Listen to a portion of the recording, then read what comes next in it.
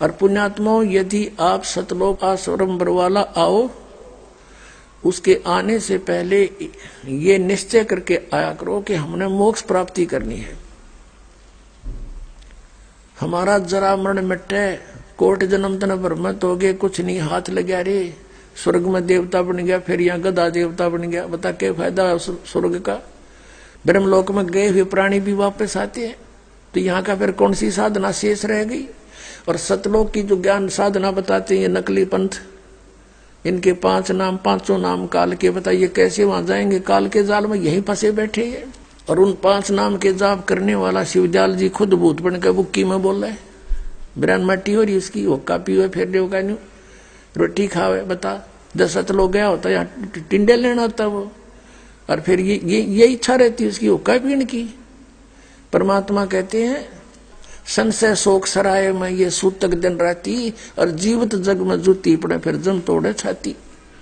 यहाँ बिरान माटी होगी इसकी, और फिर यम के दूत दे ही तोड़ेंगे, वो अलग से दुख होगा।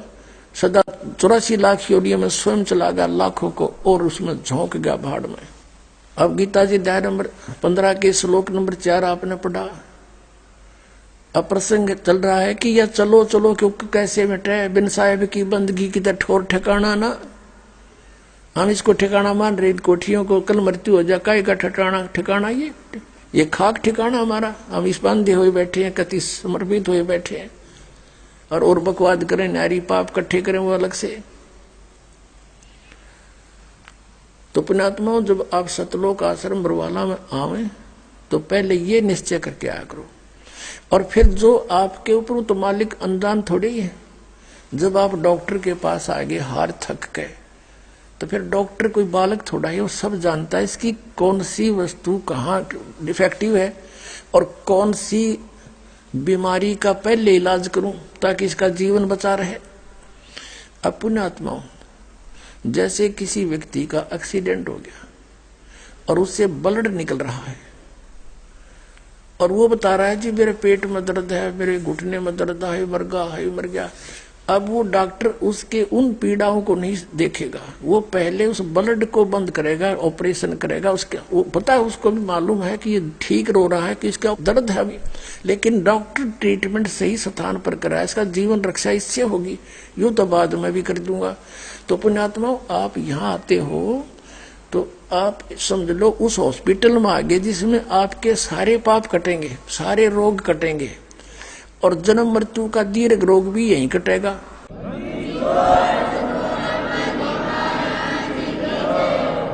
तो आप तो केवल एक डिमांड लेकर आते हो कि हे भगवान मेरा काम चल जा, हे भगवान मन पुत्र प्राप्ति हो जा, और मेरा ये पीड़ा है या ठीक हो जा।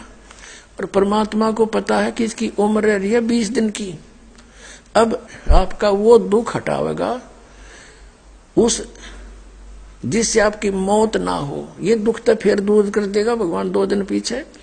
तो आपके जीवन अंत होने वाले जो संस्कार हैं उनका नाश करेगा, और उसका कुछ विधान बनाया भगवान ने। और आप केवल एक ही डिमांड करते रहते हो, ये हो जाए वो हो जाए, तो आपकी कम सुनाई होगी उस टाइप की, क्योंकि अभी आपसे ये भक्ति करवा के, आपसे पुण्य करवा के वो जीवन एक्सटेंशन करना आवश्यक है। ये तो फिर कर देंगे, कौन से दूर है, इसे सुख कर देगा भगवान, आपके सपने में भी ना सोचे होंगे। इतना धन दे देगा, पर ये धन अच्छा नहीं है।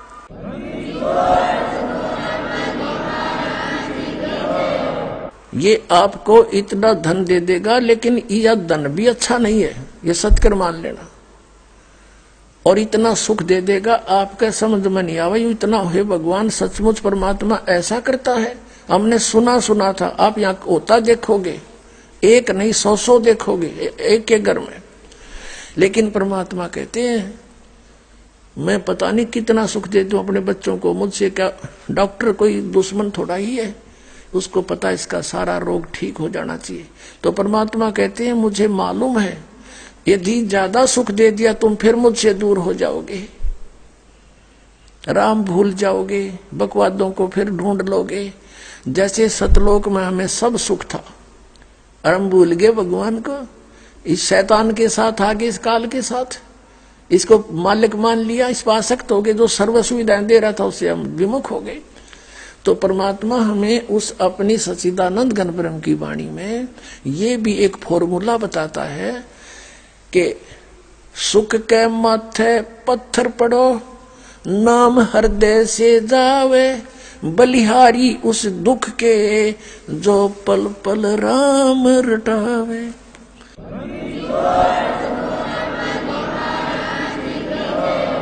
परमात्मा कहते हैं इसे सुख के आग लगे जो भगवान ते दूर करे। हे परमात्मा, इतना दुख भी दिए रखना, तेरी याद बनी रहे। तो इतना कष्ट आप पर रहना चाहिए, घना सुख नहीं मिलना चाहिए। सुख मिलते या भगवान से दूर हो गए। दास का इसमें बहुत बड़ा अनुभव है। ऐसे व्यक्ति आए थे यहाँ पर बहुत से जो ज्ञानहीन, उनको कुछ दिन ठीक साधना करने से उनको सुख हो गया, अब वो छोड़कर चले गए। अब क्या होता है, आप जी को कल भी बताया था कि एक सतनाम की मंत्र की कितनी कीमत है आपके पास। एक श्वास उस श्वास से आपने सतनाम का जाप कर लिया जो 2 अक्षर का है, और उस 2 अक्षर के जाप से आपकी कितनी कमाई बन गई। परमात्मा ने सच्चिदानंद घन ब्रह्म की वाणी में श्री आदरणीय गरीबदास साहिब जी के माध्यम से उसके अंतःकरण में फीड करके बाहर निकलवा रखी है। जैसे वेदों को इस ब्रह्म के अंदर फीड कर दिया और ब्रह्म ने फिर ये बाहर ब्रह्म से बाहर आई है उसके श्वासों से। और ऐसे गरीबदास जी ने को इन्होंने ज्ञान दिया। फिर गरीबदास जी ने बोल के ये बोला है, उसमें क्या बताया है कि सतनाम पालड़े रंग होरी हो, 14 लोक चढ़ावे राम रंग होरी हो, 3 लोक पासंग धरे रंग होरी हो, तो ना तुले तुलाया राम रंग होरी हो। एक सांस के सिमरन का एक विधिवत यानी पूरे संत से प्राप्त करके मर्यादा में रहते हुए श्रद्धा से कसक के साथ एक श्वास की कीमत कहते हैं 14 लोग एक पालड़े में, एक तराजू के एक साइड में बैलेंस होती है, जो आजकल इलेक्ट्रॉनिक चाल पड़ी है। तो फिर भी उसमें लकड़ के डंडी होती थी, 2 पलड़े नीचे लटकते होते थे, और उसमें अगर कोई एरर होती थी तो जो सौदा तोलने के लिए आया है व्यापारी, जैसे चने तोलने हैं, तो चनों की एक मुट्ठी भर के दूसरे पलड़े में डाल दी जाती थी ताकि वो बैलेंस एररलेस हो जाए, डिफेक्ट ना रहे इसमें। तो उसको पासिंग कहा करते कि पासिंग ठीक कर, इसकी इसमें पासिंग है, डिफेक्ट है। वो पासिंग ठीक करने के लिए एक मुट्ठी चने एक पालड़े में डाल दिए जाते थे, वो एक सार हो जाते थे, उसको पासिंग है। वो सौदे में नहीं आती पासिंग।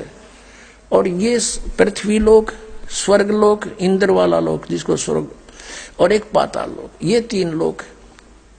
ये तो न्यू सोचो पासिंग में है, ये सौदे में नहीं आते। और हम एक सरपंच बनकर राजी हो गए, हम एक MLA MP बन जा, फूले नहीं समावे, तो हमारी बालक बुद्धि है या। आप कितने धनी हो, कबीरा सब जग निर्धना धनवंता ना को, धनवंता सो जानिए जिस पर सतनाम धन हो। ये सतनाम राम नाम धन हो, राम नाम सतनाम है।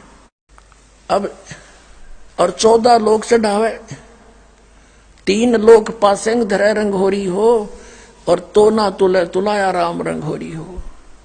सतनाम की कीमत एक पालड़े में एक श्वास की, श्वास उस श्वास की, और दूसरे पलड़े में 14 लोग, इंद्र का लोक, शिव का लोक, विष्णु का लोक, ब्रह्मा का लोक, दुर्गा का लोक, ब्रह्मलोक में बने हुए अन्य जो नकली सतलोक अलख लोक वो, और अन्य सभी 14 लोक। वो कहते 14 लोक एक साइड में चढ़ा दे, एक तरफ उसके सतनाम की कीमत, और ये 3 लोग तो पासिंग के स्थान पर समझो, आउट ऑफ बिजनेस, ये तो सौदे से बाहर है। कहते सतनाम पालड़े रंग होरी हो, 14 लोग चढ़ावे राम रंग होरी हो, 3 लोग पासेंग धरे रंग होरी हो, तो ना तुले तुलाया राम रंग होरी हो। एक सांस के मंत्र की कितनी वैल्यू है जो आप एक बार ढंग से कर लोगे सतनाम के मंत्र की। अब जिसने 2 वर्ष 3 वर्ष 4 वर्ष 5 वर्ष भक्ति की, उनको सब सुख हो गए, कष्ट आवे को नहीं, क्योंकि तो सर्व सुखदायी परमात्मा सुख सागर है ये। अब उनका भूल पड़न लागी, अभिमान होने लग गया, या छोटी छोटी बातों पर अभिमानवश कोई 100 डिफेक्ट हमारे में निकालने लग जाते हैं। फिर उनको समझाया जाता है, क्योंकि दास एक टीचर है, तुम स्टूडेंट हो। आपको दास कभी प्यार भी देगा, गलती करोगे तो धमकाओ भी गा, भाई खबरदार ऐसा कर दिया, इतना आने की आवश्यकता नहीं है, क्यों अपना क्रम बिगाड़ रहे। तो उन क्योंकि वो सुख हो गया बताए, वो छोटी मोटी बातों में अपने आप निकल जाते यहाँ से। और अब वो क्या कहते हैं कि हम तो अब भी सुखी है, हम तो पहले भी सुखी थे, अब हमारा क्या बिगड़ गया। अब ये जैया उनकी हृदय में अज्ञान ना होता तो यहाँ से धक्के दिए थे बिना जमाने से। अगर इतना ज्ञान उनमें होता तो यहाँ से नहीं जा सकता, क्योंकि जो बच्चा अध्यापक उसको धमकाता है उसके हित में, और यदि वो बच्चा अध्यापक के धमकाने से, खुरकाने से, डांट लगाने से और स्कूल त्याग जाता है तो कितनी बुद्धिमत्ता की उसने। अब यहाँ आप स्टूडेंट हो, विद्यार्थी हो, तो अध्यापक का कर्तव्य बना है इनको खुरका धमका के इनके भविष्य को देखते हुए इनको सुचारू करूं। और बच्चा जो डॉक्टर अपने टीचर की डांट भी खाता है और आगे फिर बढ़िया ठीक ढंग से उस त्रुटि को ठीक करके आता, तो वो बच्चे सफल होते हैं। और जो छोड़ के भाग जाता है तो उसको अपना जीवन नाश करते हैं। अब उनको फिर पता चलेगा, वो कह रहे ना अब हमने कोई तकलीफ नहीं, हम सब ठाठ हैं यूं के यूं। अब वो 2-4 वर्ष की जो भक्ति उन्होंने सुचारू की थी, अब वो उसके गुड अकाउंट में है, अब वो नरे पाप कर रहा है। तो जब तक उसकी वह पूंजी रहेगी पुनों की भक्ति की, तब तक तो वो से आग लगाओ, शराब पियो, बकवाद करो, भगवान ने भी याद ना करो, तो वो तो पूरी देगा काल उनको, काल के उसमें चले गए विधान में। और जब वो बैटरी डाउन होएगी इनकी, वो समाप्त हो जाएगी कुछ दिनों में, फिर रोएंगे। आज दास देख रहा है 6-6 वर्ष जो यहाँ से त्याग कर चले गए थे, अब 6 वर्ष के बाद किसी के जीभ में कैंसर, किसी के गले में कैंसर, अब आवे रोते हुए। अपने पहले पता था इसकी कोई करड़ाई उठा कर ले गई यहाँ से भगवान को छोड़कर। कहते हैं द्वार धनी के पड़ा रहे, धक्के धनी के खावे, और 100 काल जगजोली पर द्वार छोड़ नहीं जावे। अब जैसे विद्यार्थी को टीचर उसी को खुरकाता धमकाता है, उसके भविष्य को देखते हुए, जो स्कूल विद्यालय में प्रवेश है उसके अंतर्गत आता है, वही बच्चा जो पहले गलती करता था, स्कूल त्याग गया और फिर बाहर बकवाद करता फिरता है, गधे पर बैठ कर घूम रहा है बकवादों में, और टीचर पास से जा रहा है, वो नहीं टोकेगा उसको, चाहे बाढ़ में जाए। तो अब टीचर से उसका लिंक नहीं रहा, तो बाहर गए हुए व्यक्ति ये सोचते हैं कि हम ठाठ से हैं, सारे गधे पर बैठे अंडे हैं, अब ना कोई हमें कुछ कहता, ना कोई तकलीफ होती। तो अब परमात्मा उनको नहीं कहेगा, क्योंकि परमात्मा के ऑपरेशन थिएटर मारने के बाद डॉक्टर का काम है। अब कोई कहता मैं तो नहीं कराता ऑपरेशन, चला जा, डॉक्टर को पता है कि 6 महीने मर लेगा, 6 महीने से ज्यादा नहीं जिएगा, और वही होता है। तो पुण्यात्मा, ये वो स्थान है, यहाँ पर आपने केवल एक उद्देश्य लेकर आना है कि हमारा कल्याण हो। तो अब जो प्रसंग चल रहा था कि आप जी यहां जो आते हो, ये सोचकर आओ कि हमने मोक्ष कराना है, और मोक्ष के साथ साथ अब ये जो आपको अन्य जो सुख हैं वो तो फ्री में दिए जाएंगे, फ्री में, रूंगे में। रूंगा क्या होता था, जैसे हम छोटे छोटे थे, जब गांव में हमारी दादी, वहां जैसे कोई सब्जी बेचने वाला आ गया, कोई प्याज बेचने आ गया, कोई आलू बेचने वाला आ गया, और कोई फल ले रहा है, तो आवाज लगाता है ले लो आलू ले लो। तो हमारी दादी जी पहले क्या करते थे, गेहूं चने होते थे, पैसा होता नहीं था, गेहूं या चने, किसान परिवार में जन्म था दास का, तो दादी भर के ले जाती एक बेला गेहूं का या चनों का, और वो पूछती भाई कित कैसे देगा इसको, वो कहता 2 चनों के 3 बार चने एक तरफ डाल लेंगे पालड़े में, और उधर से उसके इक्विवेलेंट 3 बार मैं उतने आलू दूंगा। अच्छा, वो 3 बार तोल दिए आलू तो हो गया सौदा बराबर, वो तो हो लिया जो होना था। अब क्या क्या करती भाई, रूंगा दे, रूंगा के फ्री ऑफ कॉस्ट। वो एक आलू दे देता कि ले माई यू रूंगा लेना भाई और दे, वो 2 डाल देता ना, एक और ले छोटा दे देता, बुढ़िया राजी हो जाती। वो रूंगे उस नरूंगा क्या करते।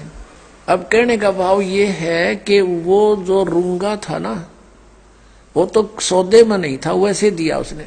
तो यहां पर जो आपका हम सौदा करेंगे और जो आपको यहाँ संसारिक जो आवश्यकताएं हैं वो तो रूंगे में देंगे आपको, वो हमारा काम नहीं। वो तो आपको वैसे फ्री ऑफ कॉस्ट देंगे, वो तो अवश्य देंगे। जैसे आप ना कई बार कोई दुकानदारों के यहाँ जाते हो, शॉपकीपर के, और कोई सामान खरीदते हो तो वो उससे फिर कुछ ऐसा आइटम आप मांग लेते हो कि वो भी है कि आपके पास। वो कहता है वैसे तो हमारी ये दुकान नहीं है, फिर ग्राहक मांग लेते इसलिए ये रखा है, ले ये भी ले लो। तो यहाँ जो हमारे पास सौदा है, जो हमारी दुकान है, वो जन्म और मृत्यु के रोग का नाश करने वाली है, और आपके आने वाले जीवन में जो कष्ट है उनका नाश करेगी। इस प्रारब्ध का भी कर्म को भी परिवर्तन करेंगे परमात्मा। आप जी यहाँ कोई अन्य संसारिक सुख मांगते हो, ये भी हम रखते हैं, ये भी देने पड़ते हैं। ग्राहक यहीं आवे कि तो और ना चला जा, ये समझ लेना। अब इसका पूरा निष्कर्ष ये जानिए कि यहाँ आपको सर्व सुख मिलेंगे, लेकिन आप जी को कोई कष्ट भी रह रहा है तो ये समझना, उसके 2 कारण समझना। एक तो परमात्मा की इच्छा है कि ये दुख आप पर रखना अनिवार्य है, क्योंकि एक दूसरा कारण यह है कि जैसे डॉक्टर ने पहले वो ट्रीटमेंट करना, इसका जीवन रक्षा हो। पेट के दर्द की वो तो फिर देख लें, गोड्डे के दर्द न था फिर इलाज कर दूंगा। तो ऐसे समझ कर चलना इस मार्ग पर, क्योंकि आप पहली बार आए हो और 25 डिमांड है आपकी, आते रख देते हो, ये भी हो, ये भी हो, ये भी हो। अब धीरे धीरे रे मना, धीरे सब कुछ हो। माली सीते 100 घड़ा समय आए फल हो।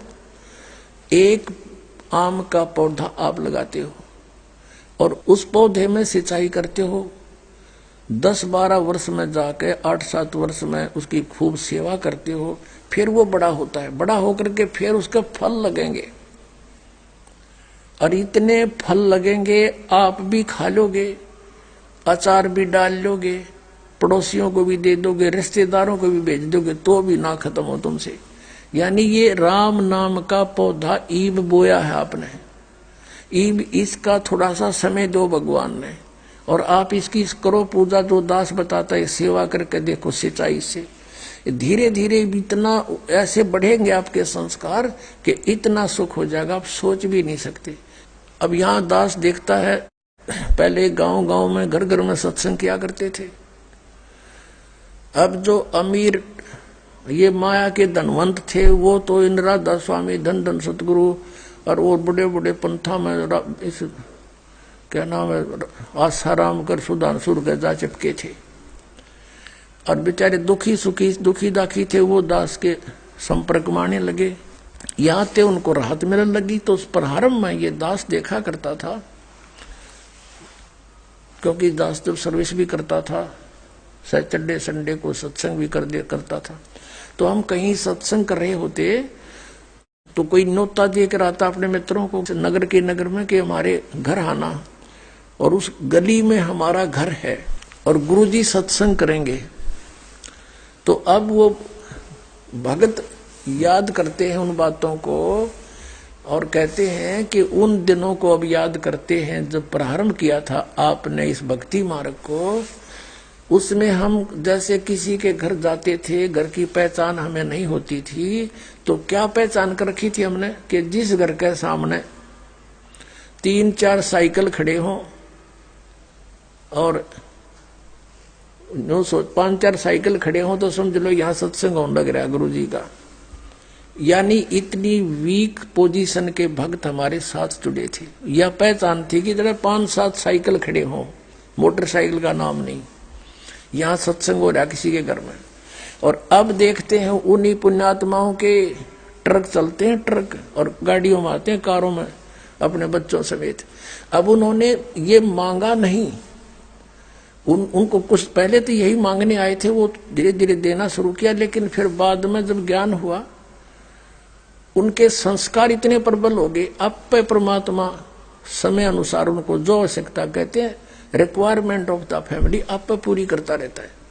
साईं इतना दीजिए जिसमें कुटुंब समावे, हम भी भूखे ना रहे, तिथि ना भूखा जावे।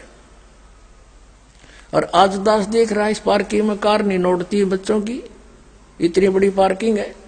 तो कहते हैं जैतन राजपाट भी चाहिए हमरा धर ले ध्यान, ये सुख भी मैं ही दूंगा, ये और नहीं दे सकते, वो तेरे संस्कार को ही दे सकते हैं। और उन संस्कारों को तुम बर्बाद कर रहे हो जो वहां दूसरे पंथों के पास जाकर बैठ के। अब एक 30-30 वर्ष 35-35 वर्ष के साधक राधा स्वामी पंथ, धन धन सतगुरु पंथ, जय गुरुदेव पंथ वालों से आ रहे हैं।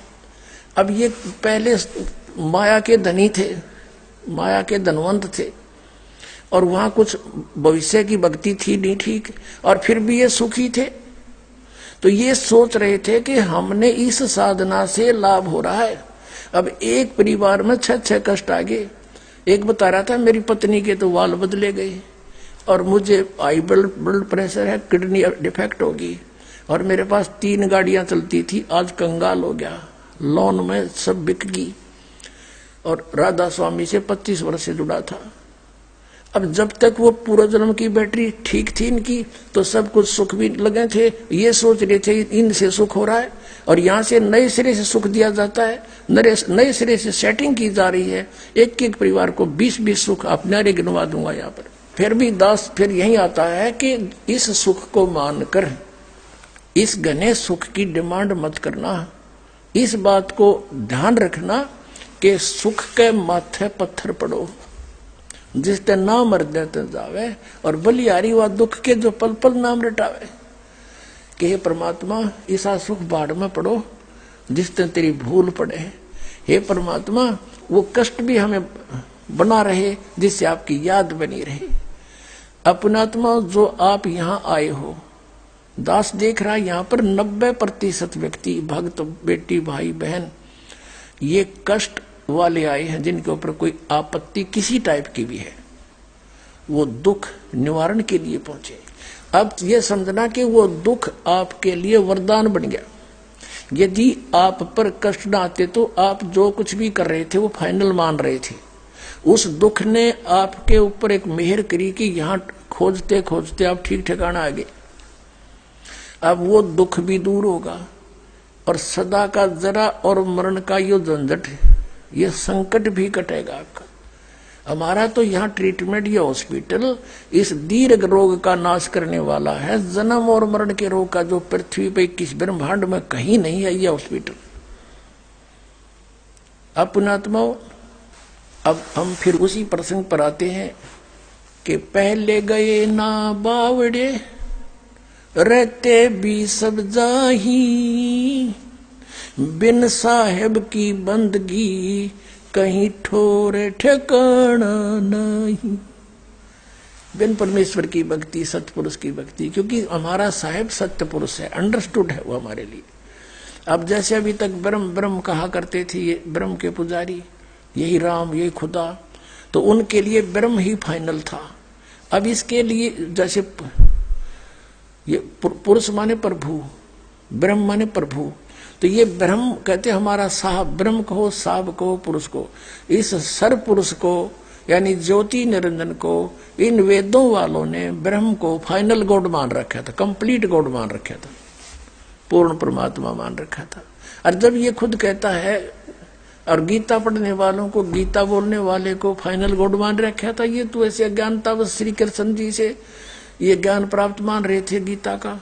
नहीं, गीता जी का ज्ञान श्री कृष्ण जी में प्रवेश करके है, और इन काल भगवान ने सर्व पुरुष ने बोला था, तो ये इसी को परमात्मा मान रहे थे, श्री कृष्ण जी को। इसलिए कृष्ण जी को इतना महत्व दे दिया कि गीता तो कह रही है कि ओम नाम से अतिरिक्त कोई मंत्र नहीं। 8वें अध्याय के 13वें श्लोक में ओम इति एकाक्षरम ब्रह्म व्यवहारन मामनुस्मरण यह प्रियाति तदन देहम सयाति परमाम गति। मुझ ब्रह्म का केवल एक मंत्र है, नथिंग एल्स। और इसका अंतिम श्वास तक साधना करता हुआ जाता है तो ओम से मिलने वाली जो परम गति वो प्राप्त हो जाएगी। वो आपको बता दी वो ब्रह्मलोक है।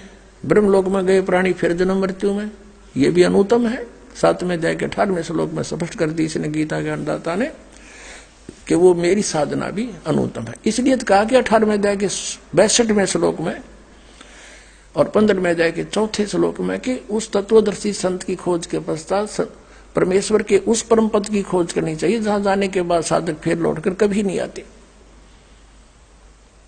18वें अध्याय के 62वें श्लोक में कहा कि अर्जुन तू सर्वभाव से उस परमेश्वर की शरण में जा, उसकी कृपा से ही तू परम शांति को सनातन परम धाम को प्राप्त होगा। जब तक जन्म मृत्यु है परम शांति नहीं हो सकती। अब मान लिया कोई ब्रह्मलोक में चला गया, देवता बन गया, वो कुछ दिन तो देवता हो गया, मरते फिर गधा बन गया, बता परम शांति कहां से हुई? और शाश्वत स्थान कहां हुआ उसका? वो जो सदा बना रहे जिस स्थान पर वो शाश्वत स्थान होता है, तो फिर वापस आ गया। अब गीता के पढ़ने वाले और पढ़ते हैं गीता, जपते हैं हरे राम राम राम कृष्ण कृष्ण हरे हरे, राधे राधे, बता सबके सिर घुमा रखे काल ने, बुद्धि उल्टी कर रखी फिट। अरे गीता जी पढ़ो, उसका तो अनादर कर रहे हो परमात्मा का, उसके साथ तो चीटिंग कर रहे हो। भगवान कहता है ओम के अतिरिक्त कोई नाम नहीं, और तुम करो राधे राधे और पढ़ो गीता। बता फूटे वाघ हमारे, ऐसे टीचर मिले हमें, सिलेबस कुछ कह रहा है, पढ़ा रहे हैं नावल। तो पुण्यात्माओं ईब तक तो हमारी इन्होंने गांठ बांध रखी थी, घसीट रखे थे बे, मतलब इन नकली गुरुओं ने। ईब आप बुद्धिमान हो गए, आपको अक्षर ज्ञान इसलिए दिया परमात्मा ने कि मुझे पहचान सको ना। ये आग या शिक्षा एक अभिशाप है मानव के लिए, क्योंकि इसमें चतुराई गणी सीख ली और इस चतुराई से हम बेईमान बन गए, हाहाकार मचा रखी है, प्यार रहा नहीं। इतने चतुर बना दिए नो काग की तरह, बस पैसा पैसा ढूंढते फिरते हैं। बहन देखते ना, भाई देखते, रिश्तेदार देखते ना, कोई नाता देखते, असनाई देखते, और चैन नहीं किसी को, स्वप्न में भी चैन नहीं। इसे तो पहले जीवन जिया करते हमारे दादे परदादे, हमने देखे शांत रहते थे, दो मिल जाता उसमें खुश रहते थे, छोटी छोटी झोंपड़ी पक्के कच्चे मकान उसमें शांत रहते थे, कोई हाहड़ नहीं थी। अब किसी को चैन नहीं, चाहे अरबपति खरबपति बना बैठा रहे। और फिर लास्ट में उसका एक भक्त कह रहा था जी, ये देखे अरबपति खरबपति कई कई कोठी कार ले रहे, और आप पियो दाल घोल के, उनका जमाने बंद होगी, बीपी हाई हो गया, किसी का कुछ बढ़ गया, और आप मेडिकल में रहे हैं। वह कोठी वो कार वो माया उसका के काम आई, वो कल मर जाएगा, बालक फूकेंगे उसको, और पाप सारे आप इकट्ठे कर ले गया। जो माया जोड़न में जीवन व्यर्थ कर दिया वो हानि उसको न्यारी होगी। तो अब जो प्रसंग चल रहा है कि गीता ज्ञानदाता अपनी भी साधना को अनुत्तम बताता है, और इसकी भक्ति से भी चलो चलो समाप्त नहीं हो सकती, और बिन साहेब की बंदगी कहीं ठोर ठिकाना ना। तो हमने जो साधना करनी है वो कौन सी करनी है? जैसे परमात्मा का विधान है कि एक ओम नाम है ब्रह्म की साधना का, सरपुरुष का। गीता जी अध्याय नंबर 15 के श्लोक नंबर 16 और 17 में 3 पुरुष बताए, एक सरपुरुष, एक अक्षर पुरुष, एक परम अक्षर पुरुष।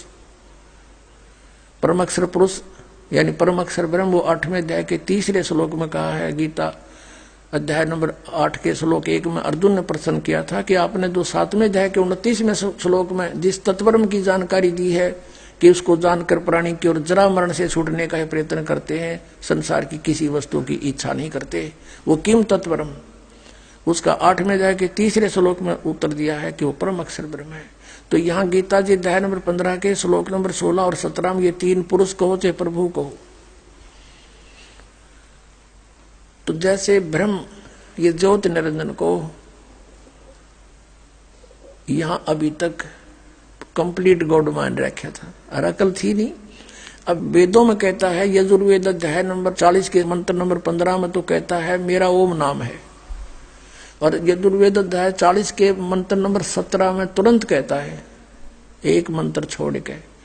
और यजुर्वेद का 40वां अध्याय अंतिम है, लास्ट है, और इसका अंतिम मंत्र है 17वां पूरे यजुर्वेद का लास्ट मंत्र है, उसमें निर्णय कर रखा है।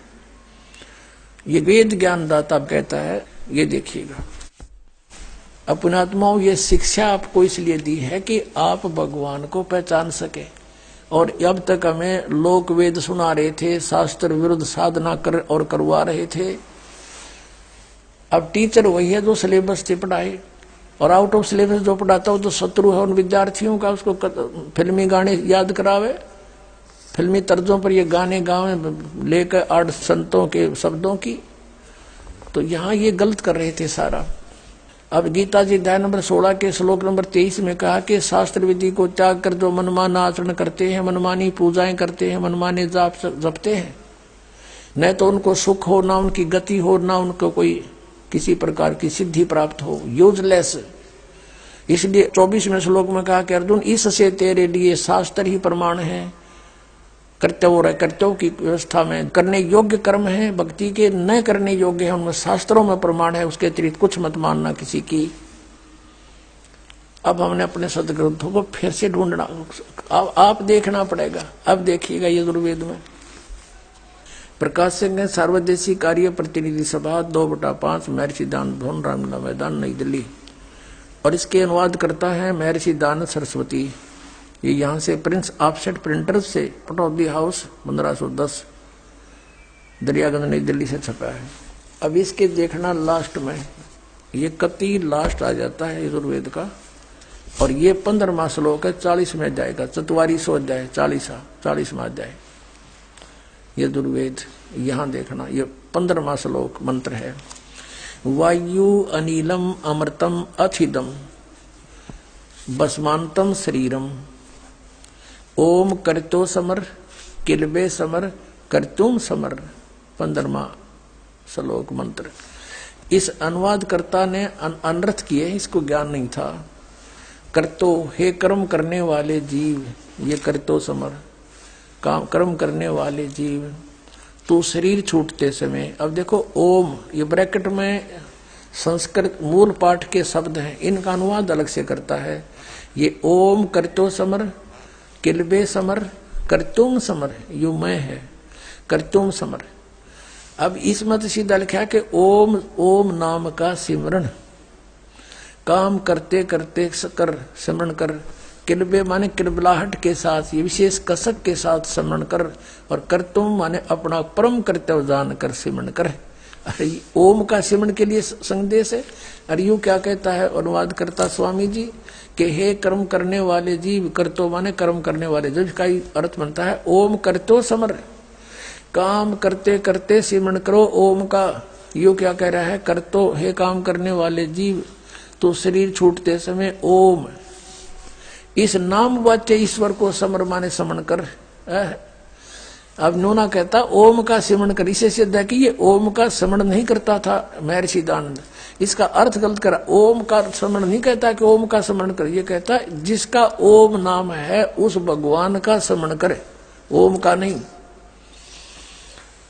और किलबे यानी अपने सामर्थ्य की, ये अगर भाई इतना ही दिखाना था इसमें से। यहाँ देखो ये 40 में जाएगा, 17वां श्लोक है, वहां पर तो ब्रह्म कह रहा अपने विषय में। अब ये यहाँ क्या कह रहा है कि हे मनुष्यों, जिस ज्योत स्वरूपी रक्षक मुझ से, ये ज्योत स्वरूपी तो काल है, ब्रह्म काल है, अविनाशी यथार्थ कारण के आच्छादित मुख के तुल्य उत्तम अंग का प्रकाश किया जाता है कि ईब मैं वो एक विशेष बात बता रहा हूं। ब्रह्म कहता है जो वह असौ माने वह प्राण व सूर्य मंडल में, पुरुष माने पूर्ण परमात्मा, पुरुष माने पूर्ण परमात्मा, यानी वेद ज्ञान दाता से अन्य है, वह पूर्ण परमात्मा है। वो तो परोक्ष है, वह परोक्ष रूप, वो छुपा हुआ है।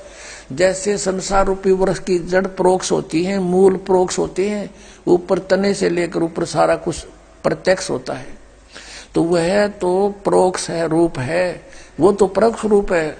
जो वह पूर्ण परमात्मा है, ये समझो, वह परोक्ष रूप है, वो तो गुप्त है, वेद कह रहे हैं ये।